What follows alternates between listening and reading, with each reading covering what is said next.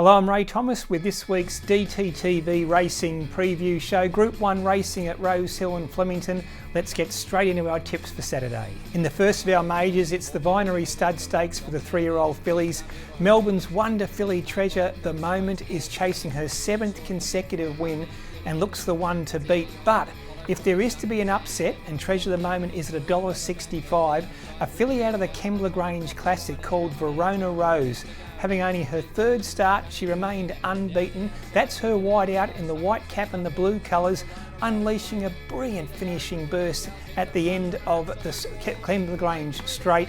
Gets up to win in the very last stride. That was over 1,500 metres. She's going to really enjoy 2,000 metres. If there's any chink in Treasure the Moment's armour, Verona Rose could be the horse to beat her. The other feature at Rosehill Gardens is a Group 1 Tancred Stakes worth $1.5 million. The English Raider Dubai Honours had 2 starts in Australia for 2 wins. He's the hot favourite. He's first up at 2,400 metres. Now this is a Sky High Stakes from 2 weeks ago. Look at Vauban out wide in the blue colours and the black and white checks, flashing home to beat Arapaho right on the line. Arapaho won the Tancred Stakes 2 years ago. Vauban, having his first start for Gay Waterhouse and Adrian Bott, was outstanding there at Rosehill first up.